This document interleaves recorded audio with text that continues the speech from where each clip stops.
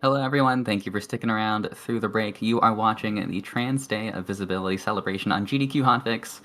I'm Helix. We are in the midst of our horror block right now. We just had Dementium 2 HD by Astrid the Horror Girl. Fantastic run, and we are about to get into Crow Country by threepup. I will not delay us any longer. threepup, take it away. All right. Hello, everyone. Yes, I am threepup. I am so happy to be bringing this great and wonderful little indie game to y'all today. But before we begin, will my commentator introduce herself? Hi, I'm Mia. I'm the commentator. Yeah. This is a very quick run, so I'll just go ahead and get started. Where time will begin when I select this game mode. Mia, you want to give me a countdown? Sure. 3, 2, 1, go. Alrighty. As we begin here, we're going to be skipping an intro cutscene, and the first thing we're going to do is go into the back of our car and grab some ammo for our gun. We will only be picking up four ammo boxes in the entire run, which seems very scary. But you'll see how little You ammo I changed actually the put. strategy recently, didn't you? Yes, I credits to Kasaki during their excellent run during Frost Fatales. I got a lot of new strategies from them, so I've been learning some new stuff here and there. Though I am still fairly new to this run, so I'm going to be grabbing some safety medkits along the way, because I don't want to die. Dying's not great. Yeah, Crow Country is a PS1 horror inspired PS1 inspired horror game. There we go, words. It's got very good art style. It's got a very good art style, and it's set in an abandoned theme park, which is just so incredibly neat. Just like with a lot of horror speedruns, we know all the solutions to the puzzles, so we're just gonna be running through this theme park and grabbing all these key items that we need. The first of which is the bronze key, which is going to be important because we're going to immediately now leave this area and head over to the creepy forest. But on the way there, we're going to say hi to our friend Jeremy. Everyone say hi to Jeremy. There's Jeremy. Hi, Jeremy. Sometimes he's really rude. Jeremy, leave us alone. Jeremy sometimes wants hugs, and I don't want to let him hug me, so we're going to run around him and go on through. And now we're in our second area of the theme park, the creepy. I don't know actually what the full name's called, but I call it the creepy forest. We're gonna pop into this crypt here, and normally it'd be a puzzle here, but we're just gonna shoot this clock and open the door. And wow, there we go. But we're gonna take a quick detour to grab gasoline because we need 3 tanks of gasoline for the run. But before we do, Squish, goodbye. I think I named him Lurch. Did we name him Lurch? No, Lurch is a different one that attacked. I think that one was like Keith or something. Oh, okay, Keith yeah, gets squished. Yeah, Keith gets squished. He's not doing great right now. Yeah, we're grabbing our second tank of gasoline. Second of 3. You'll see what we need those for a bit later. But first, grabbing another safety health kit and another static puzzle here. Oop. A static puzzle that I get wrong, but grabbing a crank handle, which is another key item we're going to need a bit later. But before we do, we're going to let in one of the only NPCs that we interact with during the run, Julie. We have to interact with her because we will need her to help us solve a puzzle a little bit later in the run. We love Julie. Julie's great. Julie's great. Yeah, we love Julie. We stand Julie in this house. She is I think a reporter who's here also investigating the disturbances in the Crow Country theme park.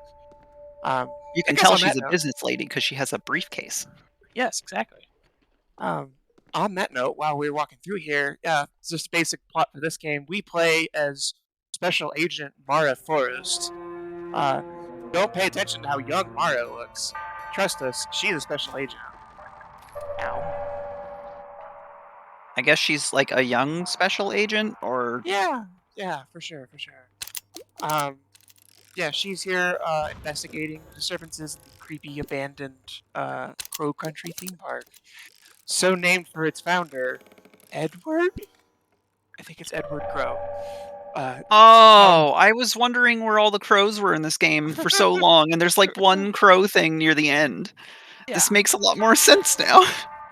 The mascot for the theme park is also a crow, which is also really nice. Yeah, we got our crane candle, and we got our red gem. We're gonna say Hi, to Jeremy Jeremy. again. Hi, Jeremy. And head back Jeremy does in. deserve hugs, but like Yeah, when we're ready. yeah. There's Lurch. That's Lurch right there. That's Lurch. Okay. Spiky guy. All right, we're gonna stick this red gem we got into the mouth of this swan, which lets us now control this swan here that has a chain around its neck. I wonder This what is we the need that best chain bit for. in the game. Yes, I will purposely slow roll this dialogue a little bit just because this is my favorite joke in the game.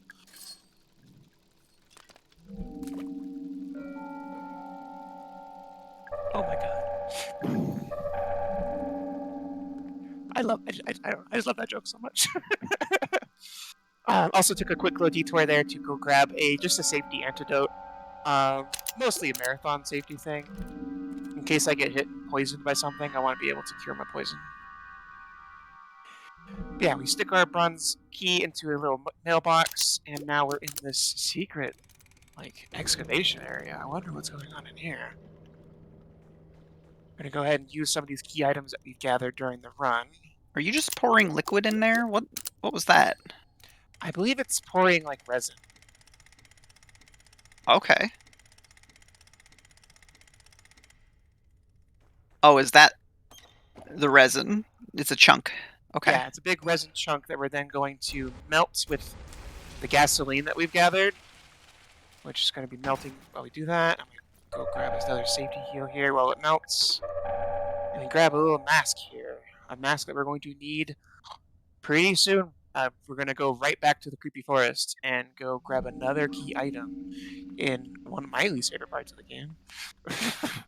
Oh, It's Lurch kind of almost got you. Yeah, Lurch almost got me, but he's behaving. Hi, Another hello to Jeremy. Jeremy. Hi, Jeremy.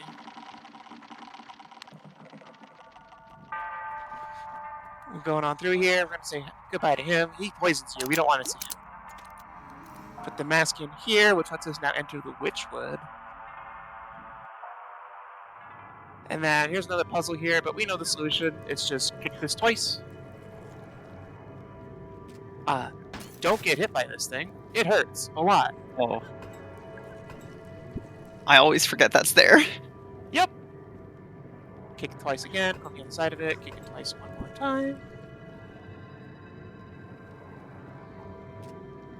Oop. Was ready for that one. Yep.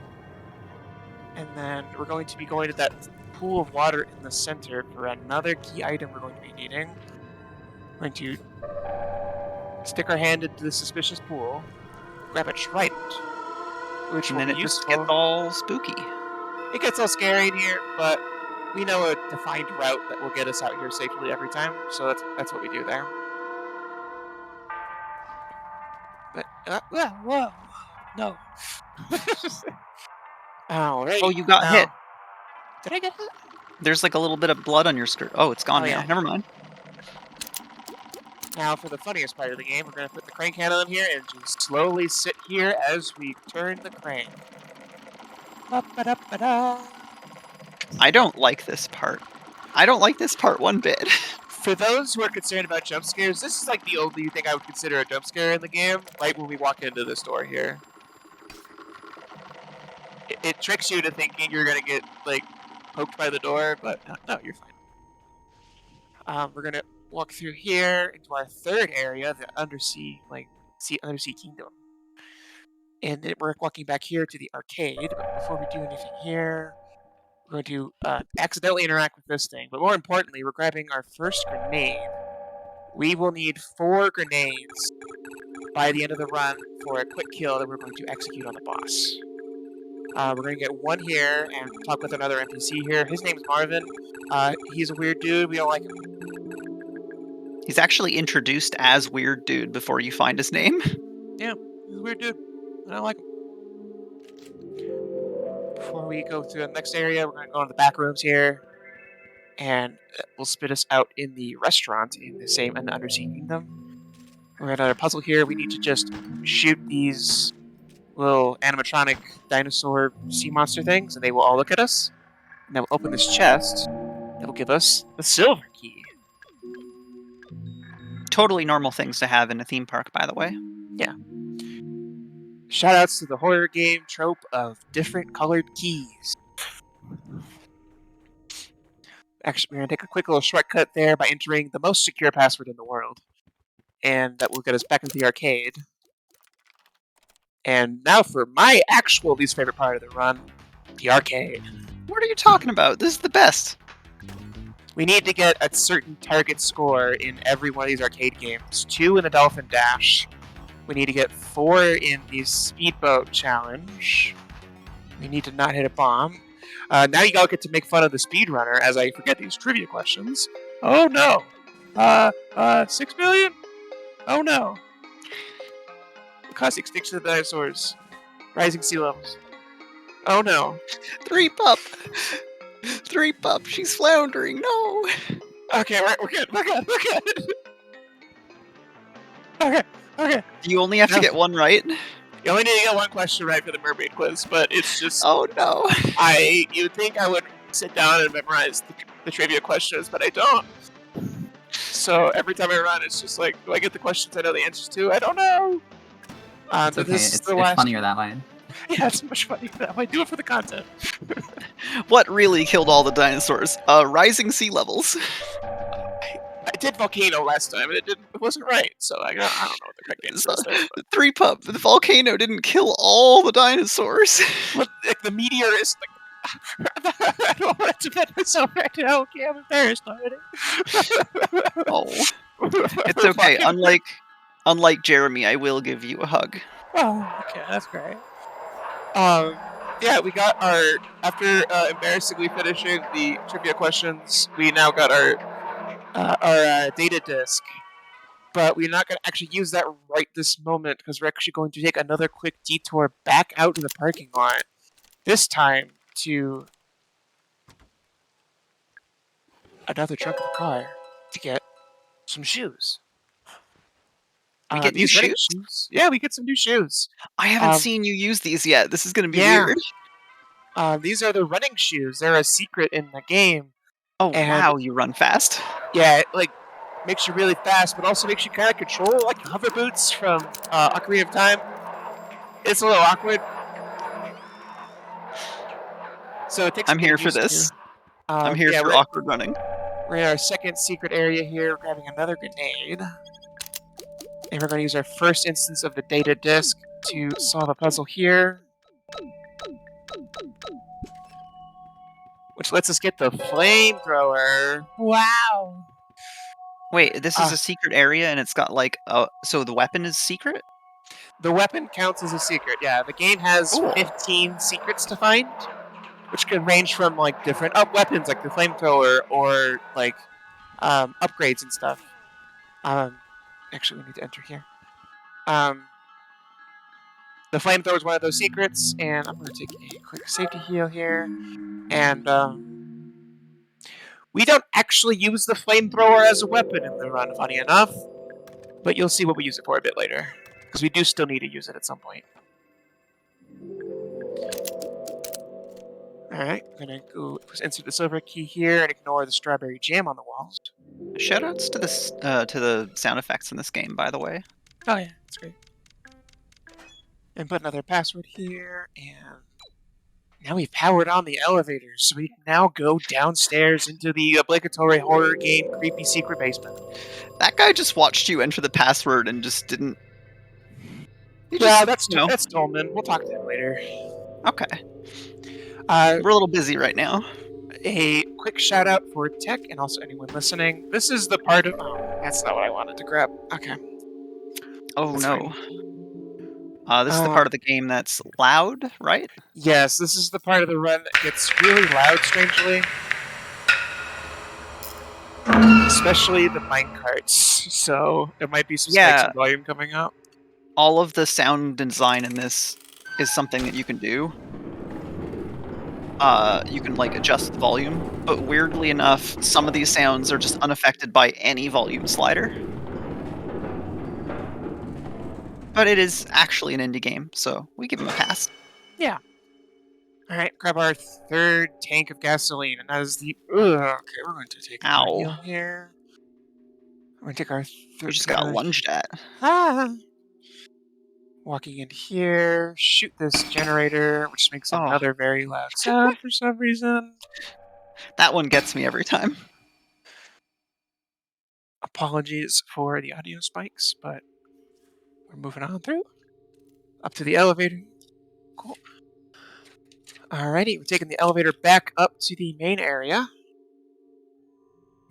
where now we're going to actually use the flamethrower that we picked up. But before we do, we're going to take a quick peek behind here. Actually, going to take another safety heal before that. Then take a peek behind here, grab our third grenade. Then we're going to shoot that. We need only one more, right?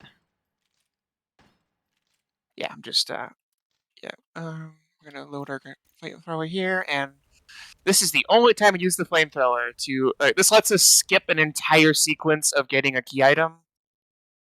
Because normally you'd have to go like into this other area in the creepy forest to grab a vat of acid to melt that resin head to get the golden key, but instead you can use the flamethrower, which is a really cool like alternate like speedrun strat that the devs Ow. implemented. Yeah.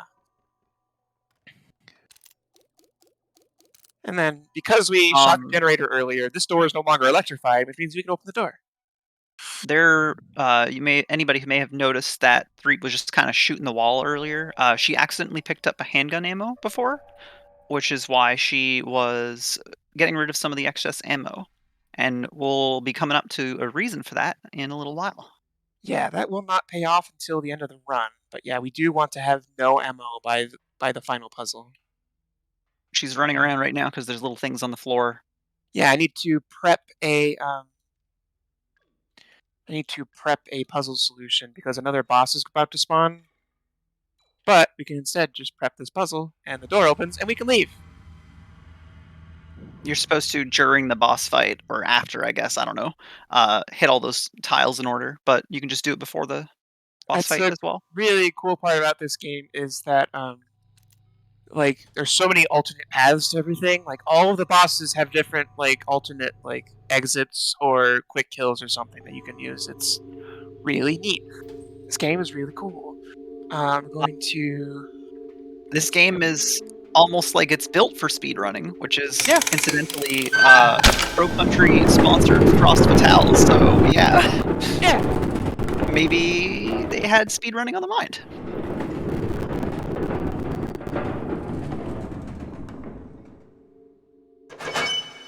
On the note of this game being really cool to speedrunners, there was actually a cool little change that they made to a sequence at the very end of the game to speed things up for speedrunners that we'll get to. It's my favorite part of the run, so yeah, we'll get to that when we get there. I helped you figure this one out. Yeah. All right, now we get our second use of the data disk here to get another puzzle here. We're starting to we're already getting into the end game here. We're gonna turn off this gas override here, which will let us enter the I think really the only one actual ride in this theme park. I guess Crow didn't really have the budget of a Walt Disney or something, but it's alright.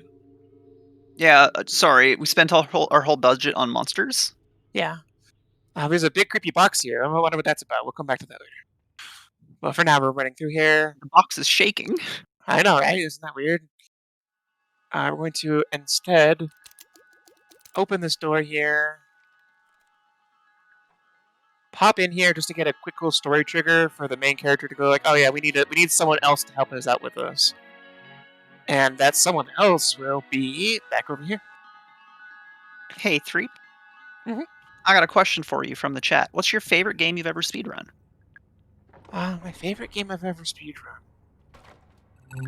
Also, it's Julie. Yeah, it's Julie. She was in the box the whole time. While we're meshing through this dialogue, I can answer that question. My favorite game I've ever speedrun is still Arzette the Jewel of Faramore. It's the first game I speedran back last year when I first started running, and it still holds a very special place in my heart. Oh, that game is an homage to the old CDI Zelda games, which is great.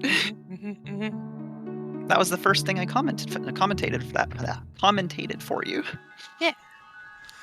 All right, we're heading into the last little sequence here. We're going to run through the line here. Shout out Oh, to I love anyone this. else who runs through an empty like sequence of like lines and feels really silly about it after. I'm with you. Yeah. Fun Funny fact. thing about. Oh yeah. Yes, you're gonna say it. Go ahead. Mara will only sit in the middle row of the boat. She will refuse to sit down in any other row. She's like, no, I want to sit in the middle. And I'm like, all right, yeah, you do you, girl. Yeah, Julie's wearing the hat. And Julie is in fact wearing the hat. Yeah, it's also really great. We're going to push these buttons here, which will lift up this one mermaid. We need to open the mermaid, which has a battery inside. Wow!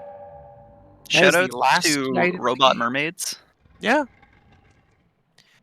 Pull a switch here that will let us exit. Robot mermaid has to be someone's gender. Like, yeah. Someone around here in chat's got to be like, oh, I love that. Oh, I'm sure, yeah. Yeah. All right. We're going to ignore all these friends here. We don't mind them right now. Last thing we need to run here. Past where Julie was already. Julie's gone. We don't know where she went. I hope she's okay. The hat was still there. She did take the hat off. Yeah.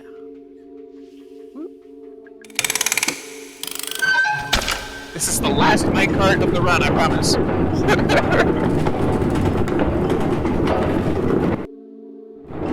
I love seeing all the robot mermaid love in chat. Yeah. Shoutouts to chat. Got these new electrical things here, which are kind of creepy, but whatever. Moving on. Still part of an everyday theme park. Yeah. Now we have to charge this battery. I guess while we're charging it, another quick little lore dump. Like, we're down this creepy area, which is more like a mining excavation area, which is very strange. I won't spoil too much about the plot, just because I want people to be able to play this game and enjoy it, because it's really good. But here's Jeremy, and oh no, Jeremy, I'm so sorry. Jeremy never got the hug he deserved. Alrighty, we're going to exit up the elevator and heading now into the final boss. Let's get some F's in chat for Jeremy. F's in chat for Jeremy. A real one. Alrighty, the game is really dark right now, so we're trying not to step on anything. Okay, we're moving on. You can tell it's an end game because all the enemies are gone. It's just quiet. Yeah, Jeremy was killed. Yeah. Also, here's the crow. For Crow Country, here's the crow. Here's the crow. This is my second favorite joke in the game. Just watch him walk away. Just like that, he walked out of my life. All right. And that's it. That's the whole thing. Yep. I purposely shot off all of my remaining ammo, which you'll see why I do that in just a second. Yay, we can finally have the low ammo payout. Payout. I don't know. But first, we have this room looks a lot scarier than it actually is. But we just gotta go pull these two switches off to the side here. And then wait for this door to open. Open. Oh wow, that room looks way easier now with the running shoes. That used to be a lot scarier. Alright, this is the reason why we don't carry ammo because this puzzle solves itself if you don't have any ammo on you. Normally you have to shoot these lanterns and it will open certain doors and close other doors, but if you just don't have any ammo, the game's like, alright, we got you. There's things going on here with Marvin. We don't really know his deal. Again, please play Weird the game. guy. The game's really great. Bye, Marvin. It's Julie! Julie saved us. Turns out Tolman was a good dude the whole time, so, that's good. This is my least favorite part of the run, the extended mashing of A sequence, which will only get worse a little bit later. But... Oh, hang on. I saw it go by. Julie's like a lawyer or something, I think. Oh, she's a lawyer, yeah. Lawyer, reporter. She carries a briefcase, so she's cool. Yes. Alright, now we're entering my favorite part of the run, but first I'm gonna take a free heal here. Slurp some water from the underground mining area. Shout outs to Metal Gear Solid 3 because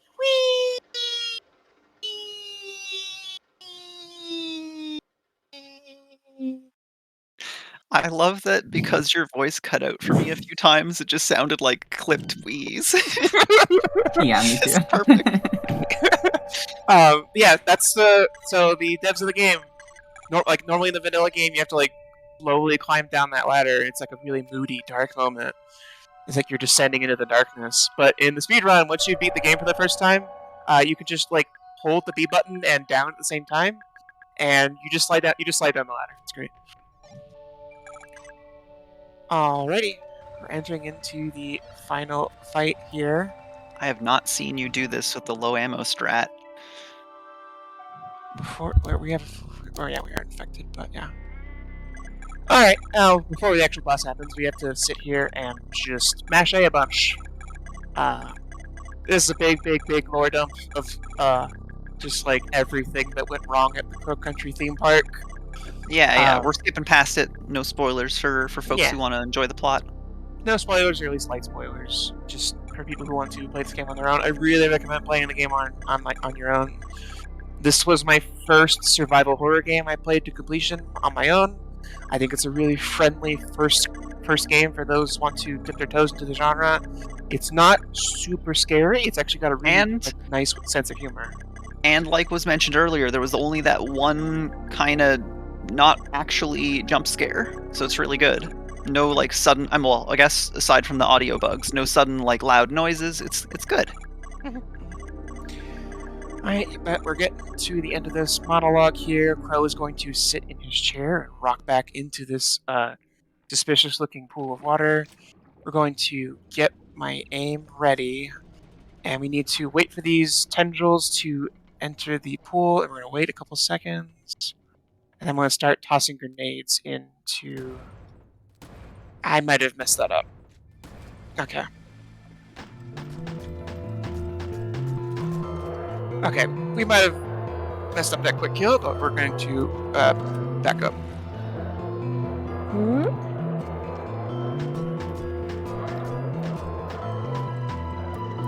Wait, the quick kill is just throw a bunch of grenades in the pool while he's spawning, and then you're good? Yep. That's normally how it goes. Cool. I just did not wait long enough for him to spawn So we're going to do we're just going to do a backup here of... Thankfully, the game has like a soft block protection. It will give you ammo. Run out of ammo. Yeah.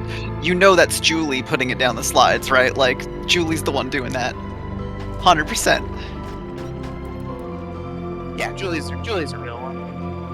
Oh, there we go. Thank you, Julie. Come on, Crow. Behave! Yes, this is the other Crow in the game.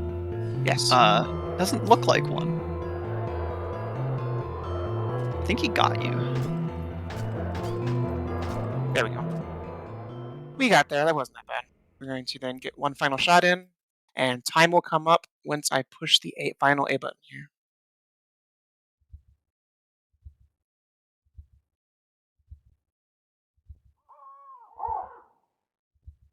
And time. GG. GG. That was Crow Country. If anyone's interested, I really recommend the game. I also really recommend the speedrun. It's a very friendly run, other than, messing up the quick kill there at the end. But there are like backup strats if you as you're learning the game. You can go pick up ammo for your flamethrower or other ammo in that regard. And also, you get to see more Jeremy. And you get to see more Jeremy. Yeah. Shoutouts for me. If you liked what you saw, follow me on twitch.tv/threepup. I play lots of indie games and also Kingdom Hearts because I'm just like that. Shoutouts to GDQ for having me on and having so many other great, wonderful trans people on this weekend. Shoutouts to my wonderful girlfriend Mia for being on commentary with me. Oh. And on that note, Mia, any final shoutouts for you? Catch us tomorrow on Lady Arcaders. Yeah. I think with that, everyone, Thanks for having us. Yeah, thank you both for being on. Coming up next, I mean, you can call it a continuation of the horror block if you want. It's a Luigi's Mansion any percent no out of bounds race, which is one of 2 races we have going on this event. I hope you all are as excited as I am. We will be back with that in just a few minutes, so do not go away.